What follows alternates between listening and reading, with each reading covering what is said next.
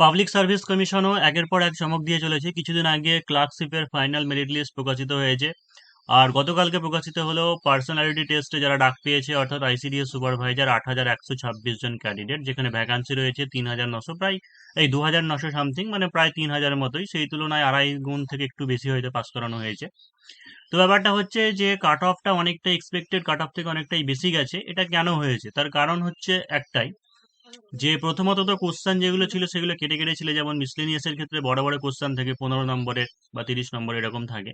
তো সেই ক্ষেত্রে এখানে কেটে কেটে দেওয়া হয়েছে, তাই যারা ভালো পড়ছে তারা নাম্বার ভালো পেয়েছে, এটা একটা কারণ। আর একটা জিনিস বলি, যাদের মধ্যে এই ডাউটটা হচ্ছে যে প্রিলিতে হয়তো 30 বা 32 এইরকম কাট অফ ছিল, কিন্তু মেনে এত হাই কাট অফ গেল না, তাদের ক্ষেত্রে একটাই বলি, যে কোনো পরীক্ষার ক্ষেত্রে ধরে নাও 1,00,000 ফর্ম ফিল আপ হলো, আমি 1,00,000 দিয়ে হিসেব করছি, যে 1,00,000 ফর্ম ফিল আপ যদি হয়, তাহলে সেই ক্ষেত্রে কি থাকে, যে 20,000 ক্যান্ডিডেট যারা থাকে তারা ভালো, মানে প্রো ক্যান্ডিডেট, মানে পড়াশোনা করে। প্রো ক্যান্ডিডেট বলবো না, 20,000 মধ্যে 10,000 ক্যান্ডিডেট প্রো ক্যান্ডিডেট থাকে, আর 20,000 ক্যান্ডিডেট মোটামুটি পরীক্ষার প্রিপারেশন নেয়। বাকি 70 থেকে 80,000 ক্যান্ডিডেট কিন্তু সেইভাবে পড়াশোনা করে না। আমি এটা 1,00,000-এর বেসিসে বলছি, জানি না কত আইসিডিএস এর ক্ষেত্রে ফর্ম ফিল আপ হয়েছিল।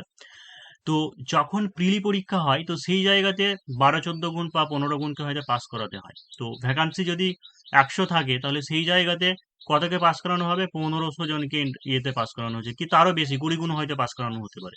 তো সেই জায়গায় ওই প্রথম সারির দিকে যারা নাম্বার পাওয়া থাকে তাদের কিন্তু মার্কস বেশিই থাকে। যদি 30 কাট অফ হয়, তাহলে সেই ক্ষেত্রে প্রথম সারির দিকে যারা ভালো ক্যান্ডিডেট তাদের ক্ষেত্রে কি হয়, যে 45-50 প্লাস এরকম পাওয়া কিন্তু ক্যান্ডিডেট থাকে। কিন্তু মেন যখন চলে আসছে, তখন মেনের ক্ষেত্রে তো কম ক্যান্ডিডেটকে পাস করানো হচ্ছে, তাই না? এই যে আড়াই গুণ মাত্র ক্যান্ডিডেটকে পাস করানো হচ্ছে। তাই প্রিলির প্রথমে যারা ওই বেশি নম্বর পেয়েছিল, ঠিক আছে, তারা এখন মেরিট লিস্টে আসছে, ওই কারণের জন্য কাট অফটা হাই হয়ে যাচ্ছে। তো এই 30 কাট অফ কেন হয়? তার কারণটা হচ্ছে, সিট ভ্যাকান্সি তত গুণ ক্যান্ডিডেটকে ভ্যাকান্সিতে আনার জন্য, মানে পাস করানোর জন্য কাট অফটাকে কমিয়ে আনতে হয়। এই কারণের জন্য প্রিলির কাট অফ কম থাকে, ঠিক আছে। তাই মেনের ক্ষেত্রে এখন কাট অফ বেশি। তো সে যাই হোক, এটা হয়তো অনেকে বুঝতে চাইবে না, তো এটা মোটামুটি আগে একটু বুঝিয়ে দেওয়ার চেষ্টা করলাম। এবার চলো ইন্টারভিউর ব্যাপারে আসি। ইন্টারভিউয়ের ক্ষেত্রে প্রিলিমিনারি 100 মার্কসের ছিল। ইন্টারভিউয়ের ক্ষেত্রে 4টে পেপারে 400 নম্বর ছিল, আর 50 নম্বরের ইন্টারভিউ থাকবে, অর্থাৎ টোটাল মেরিট লিস্ট যেটা তৈরি হবে, ঠিক আছে, সেই মেরিট লিস্টটা তৈরি হবে 450-এর মধ্যে। 450-এর মধ্যে মেরিট লিস্ট তৈরি হবে। এবার এইখানে একটা ভীষণ ইম্পর্টেন্ট কথা, সেটা হচ্ছে যে এই যে পার্সোনালিটি টেস্ট বা ইন্টারভিউ টেস্ট বা যেটাকে ভাইভা ভোজ বলছে, ঠিক আছে, এই জায়গাটা কিন্তু ভীষণই ইম্পর্টেন্ট, ভীষণ গুরুত্বপূর্ণ। কেন? তার কারণটা হচ্ছে, গ্র্যাজুয়েট লেভেলের সমস্ত এক্সামিনেশনের ক্ষেত্রে কি থাকে, একটা কোয়ালিফাইং মার্কস থাকে, ঠিক আছে, একটা কোয়ালিফাইং মার্কস থাকে। তো 100-র মধ্যে মোটামুটি 35 বা 38-40 এইরকম একটা কোয়ালিফাইং মার্কস চলে যায়। তাহলে সেই ক্ষেত্রে যেহেতু 50 মার্কসের আছে, তাই এটুকু জানতে হবে 19-20 পেতে হবে, ঠিক আছে। বা হয়তো 15-16তে হতেও পারে, কিন্তু ইউআর ক্যান্ডিডেটের ক্ষেত্রে 18-19-20 এরকম রাখা উচিত কোয়ালিফাইং মার্কস। এই জায়গাটা কিন্তু পিএসসি বিশাল স্ট্রিক্ট বলতে পারো। যে জানি না, যে ওদের হয়তো সিলেকশন নির্বাচনটা হয়তো ঠিক হতেও পারে, ঠিক মানে ঠিক হয়তো ওনারা যেটা ভাবেন। তো এই ক্ষেত্রে এমন হতে পারে যে কেউ হয়তো খুব ভালো মার্কস পেয়েছে, 70% হয়তো মার্কস পেয়েছে, কিন্তু এমন হতে পারে যে রিটেন টেস্ট, এই তোমার ইন্টারভিউ এর ক্ষেত্রে কি হতে ফেল হতে পারে, অর্থাৎ ডিসকোয়ালিফাই হয়ে যেতে পারে। তো এই জন্য সব থেকে বেশি যেটা জরুরি, সেটা হচ্ছে সেলফ কনফিডেন্স নিজের মধ্যে তৈরি করা, অর্থাৎ আত্মবিশ্বাস তৈরি করা। যে এখন মাথা বোঝাই করে যে এই প্রশ্ন করতে পারে, সেই প্রশ্ন করতে পারে, যে প্রচুর প্রশ্ন করে গেলাম, মুখস্থ করে গেলাম, যা ধরবে যেন তাই বলতে পারি, এই ধ্যান ধারণার থেকে একটা জিনিস বলবো, যে বারবার প্র্যাকটিস করা, কথা বলা প্র্যাকটিস করা, ক্যামেরার সামনে গিয়ে হোক বা আয়নার সামনে গিয়ে হোক, দাঁড়িয়ে বাড়িতে মক টেস্ট দেওয়া, বন্ধু মানে যারা বাড়িতে পরিবারে আছে তাদের সামনে গিয়ে কথা বলা, এই জিনিসটা এখন থেকে তৈরি করতে হবে। তার কারণ, একটা বাস্তব এই উদাহরণ দিয়ে বলি, ঠিক আছে, একটা ক্যান্ডিডেটের কথা বলি, সেটা হচ্ছে জেই ক্যান্ডিডেট, জুনিয়র ইঞ্জিনিয়ারের ক্যান্ডিডেট। তো 100 নম্বরের সেখানে ইন্টারভিউ ছিল। তো সেই ক্যান্ডিডেটকে প্রথমেই মানে প্রথমেই ঢোকার সঙ্গে সঙ্গে বলে দেওয়া হয়েছিল, যিনি ম্যাডাম মানে হেড প্রথমে ছিলেন ইন্টারভিউ বোর্ডে, তাকে প্রথমেই বলে দেওয়া হয়েছিল যে তোমার মধ্যে এত কনফিডেন্স লো কেন, ঠিক আছে। তো সেই ক্যান্ডিডেট পরবর্তীকালে বুঝতে পেরেছিল, যখন সে মেরিট লিস্টে আসেনি, অর্থাৎ সে যখন আরটিআই করে দেখে যে তার রিটেন টেস্টে 200-র মধ্যে 168 মার্কস আসে, কিন্তু ইন্টারভিউ এর ক্ষেত্রে তাকে 38 মার্কস দেওয়া হয়েছিল, যেখানে কোয়ালিফাইং মার্কস ছিল 42। তার মানে এই জায়গাতে আর 4 নম্বর যদি সে পেয়ে যেত, তাহলে মানে খুব সহজেই সে মেরিট লিস্টে চলে আসতো। তাই এই জন্য একটা কথা বলা এই জন্যই, যে ভালো করে দেখতে হবে কোয়ালিফাইং মার্কসটা যেন অবশ্যই পাওয়া যায়। ঠিক আছে, কিন্তু আরেকটা জিনিস বলি, সেই জায়গাতে কি 38 নম্বর পেয়েছিল, কিন্তু তাকে আইসি ইঞ্জিন মানে যেটা ইঞ্জিনিয়ারিং স্ট্রিমের মেকানিক্যালের, যে আইসি ইঞ্জিন থেকে সমস্ত কিছু কোশ্চেন জিজ্ঞাসা করেছিল, সমস্ত কোশ্চেনের উত্তর পাওয়া মানে পেরেছি, কিন্তু ওই একটা জিনিসই শুধু, যে কনফিডেন্স লো কেন। এই জিনিসটা অর্থাৎ মানে তারা অনেক দিন থেকে চেক করেন, তো তারা নিজেরাই বুঝে যান যে কোন কোন ক্যান্ডিডেটের মধ্যে ম্যাচুরিটি এসেছে বা হয়তো কার কনফিডেন্স হাই বা লো, এই জিনিসটা প্রথমে ওরা দেখেই কিন্তু বুঝে যান। তো একটা জিনিস মনে রাখবে যে ওখানে সবসময় একটা সাইকোলজি টেস্ট করার জন্য অবশ্যই একজনকে আলাদাভাবে রাখা হয়, তো সেটা কিন্তু একটা হচ্ছে বড় ফ্যাক্টর। তো পিএসসি হচ্ছে এমনই একটা বোর্ড, পিএসসির যে সমস্ত কাজ হয় সেই সমস্ত কাজগুলোর ক্ষেত্রে যে কে কতটা ঠিকঠাকভাবে ট্যাকেল করতে পারবে, হ্যান্ডেল করতে পারবে, অর্থাৎ কার মধ্যে কতটা ম্যাচুরিটি এসেছে, সেই জিনিসটাকে খুব ভালোভাবে কিন্তু দেখা হয়। আর বিশেষ করে আইসিডি সুপারভাইজার ক্ষেত্রে তো এটা তো দেখতেই হবে। তাই রিটেন টেস্টটা তো একটা বড় ফ্যাক্টর অবশ্যই, কিন্তু এই জিনিসটা সঙ্গে সঙ্গে দেখতে হবে। ঠিক আছে, তাই কিন্তু ভীষণ গুরুত্বপূর্ণ রয়েছে। একটা কনস্টেবল বা অন্যান্য এক্সামিনেশনের ক্ষেত্রে কোয়ালিফাইং মার্কস কোনো কিছু থাকে না, কিন্তু যখনই গ্রাজুয়েট লেভেলে কোনো এক্সামিনেশন চলে যাবে সেই ক্ষেত্রে কিন্তু কোয়ালিফাইং মার্কস থাকতে পারে, মানে থাকবে, আশা করি থাকবেই।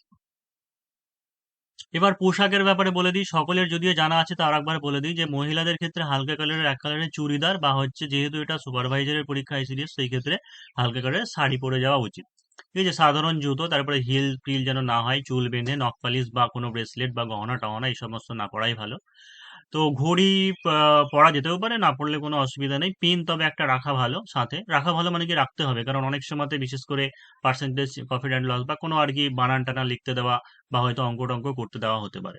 ঠিক আছে, চশমা পড়লে তার পাওয়ার লেন্স কি টাইপের এই সমস্ত জেনে যাওয়া উচিত। আর সব থেকে যে জিনিসটা প্রথমেই বললাম যে ঘরের মধ্যে প্রবেশ থেকে ইন্টারভিউ শুরু হয়ে যায়, তাই আত্মবিশ্বাসের সঙ্গে ঢোকার আগে যে আসবো ম্যাম বা স্যার বলে ঢুকতে হবে। ঠিক আছে, বসতে বলে থ্যাংক ইউ ম্যাম বা থ্যাংক ইউ স্যার। যদি উভয়ে মহিলা পুরুষ সবাই থাকে তাহলে সবাইকে আলাদা আলাদাভাবে বলা উচিত, মানে মহিলাদেরকেও বলা উচিত, পুরুষদেরকেও বলা উচিত থ্যাংক ইউ ম্যাম বা থ্যাংক ইউ স্যার এইভাবে। আর সবসময় কি হয়েছে যে ঘরে ঢুকে চেয়ারের ডান পাশে দাঁড়ানো উচিত। ঠিক আছে, মানে তুমি ডান হাতটা দিয়ে যেন বসতে পারো। ঠিক আছে, এই জিনিসটা খেয়াল রাখতে হবে মাথায়। আর একটা জিনিস, মানুষের চোখে সব অনুভূতি প্রকাশ পায়, তাই ওই কারণের জন্য কি করতে হবে যে চোখ, মানে চোখ একটা এমনই জিনিস, ওখানে তোমার মধ্যে যদি নার্ভাসনেস কাজ করে তাহলে কিন্তু ধরা পড়ে যাবে। তাই ওই কারণের জন্য এইটা খুব ভালোভাবে সতর্ক থাকতে হবে, কনফিডেন্সটা মনের মধ্যে তৈরি করতে হবে, সেটা প্র্যাকটিসের দ্বারা করা যায় অবশ্যই। আর যখন যিনি যা জিজ্ঞাসা করবেন সেই ইন্টারভিউদের তার দিকে তাকিয়ে ডিরেক্ট কথা বলতে হবে। ঠিক আছে, যে যিনি কি কোশ্চেন করছেন তুমি হয়তো সোজা তাকিয়ে কথা বলে এমন নয়, মানে যিনি যখন জিজ্ঞাসা করবেন তখন সেই প্রশ্নের উত্তরটা তাকেই, তার দিকে তাকিয়েই বলতে হবে। আর কোনো প্রশ্নের উত্তর না জানা থাকলে নার্ভাস না হয়ে এটুকু বলে দেওয়া উচিত যে জানি না বা এই মুহূর্তে মনে পড়ছে না। ঠিক আছে, এইটুকু বলে দেবে। যে ঘুরিয়ে ফিরিয়ে বলা দরকার নেই যে এটা হতে পারে সেটা হতে পারে বা আমি চেষ্টা করছি। ঠিক আছে, এই সমস্ত কিছু বলা দরকার নেই।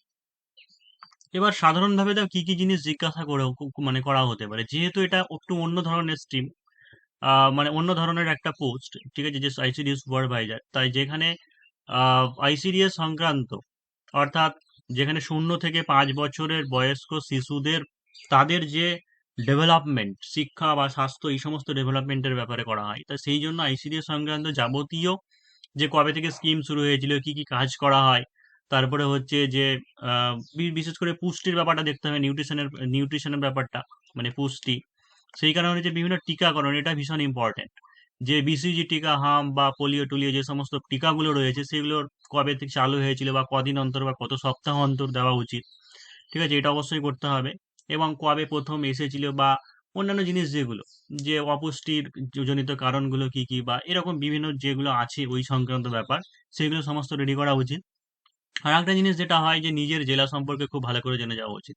ইন্টারভিউ এরকম কোনো প্রসেস হয় না যে সবাইকে এইগুলো জিজ্ঞাসা করা হবে, এমন কোনো ব্যাপার নেই। কোনো কোনো ক্যান্ডিডেটকে এমন হতে পারে শুধুমাত্র হয়তো তার নিজের জেলা বা হয়তো জিকে কোশ্চেন করা হতে পারে, দিয়ে ছেড়ে দেওয়া হতে পারে। কাউকে আবার হয়তো টেকনিক্যাল টার্ম, মানে যে সম্পর্কে সেই সম্পর্কে জিজ্ঞাসা করা হতে পারে।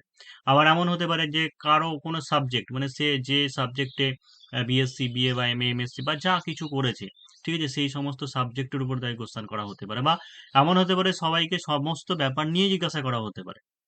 তো এরকম কোনো ধারাবাহিক নেই যে এই জিনিসগুলোই করা হবে, এমন কোনো ব্যাপার নেই।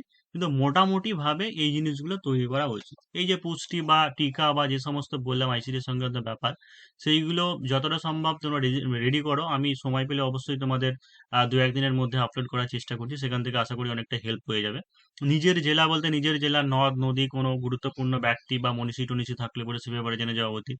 নিজের কোয়ালিফিকেশনের, ঠিক আছে, কোয়ালিফিকেশনের যাদের অনার্স আছে বা যে যা সাবজেক্টে আছে সব সাবজেক্টের কি বেসিক কনসেপ্টগুলো জেনে যাওয়া উচিত। কারণ সেই সাবজেক্টের মানে বোর্ডে ইন্টারভিউ থাকলে পরে সেই ক্ষেত্রে অনেক সময় ডেপথ থেকে কোশ্চেন করা হয়।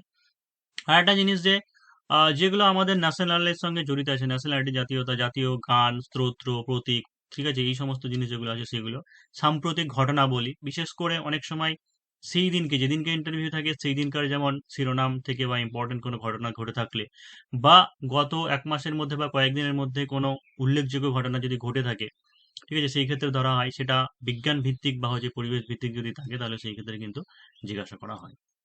তো মোটামুটি একটা আইডিয়া দেওয়ার চেষ্টা করলাম। তবে সব থেকে আরেকবার কনক্লুশনে এটুকুই টানবো যে বেশি মাথায় বোঝাই করে এই জানতে হবে সেই জানতে হবে এত কিছু মানে দরকার নেই। সবসময় যেটা হতে সেটা হচ্ছে আত্মবিশ্বাস, মনের মধ্যে আত্মবিশ্বাসটা তৈরি করা, এটাই হচ্ছে বেশি জরুরি। কারণ আমি যতজনের কাছে অনেকজনকে জিজ্ঞাসা করেছি বা আমি নিজেও হয়তো ইন্টারভিউ ফেস করেছি, আমি নিজেও কোয়ালিফাই হতে পারিনি। তো একটা জিনিসে যেটা বুঝেছি যে কতগুলো প্রশ্ন পারা গেলে, উত্তর দিতে পারা গেলে, সেটা কখনোই ডিপেন্ড করে না, অর্থাৎ পুরোটাই ওনাদের চোখে ধরার উপর ডিপেন্ড করে। তাই যদি দেখে ভালো লাগে আপনাকে তাহলে অবশ্যই কিন্তু সিলেক্ট করা হবে, নেওয়া হবে। তাই ওই কারণের জন্য একজন সবসময় কি বলবো সাইকোলজি, মানে সাইকোলজি টেস্ট করার জন্য একজন সবসময় বসেই থাকে। মানে সে কিন্তু দেখেই বোঝা যাবে যে কতটা আত্মবিশ্বাস থাকে মনের মধ্যে, ঠিক কথা বলা হচ্ছে কি ভুল কথা বলা হচ্ছে, ওইগুলো সব কিন্তু ধরা পড়ে যায়। তো যাই হোক, মোটামুটি সবাই আত্মবিশ্বাসের সঙ্গে মোটামুটি প্রিপারেশন নাও, এইটুকুই বলবো। তো ভিডিওটা আজকের মধ্যে শেষ করছি এখানে।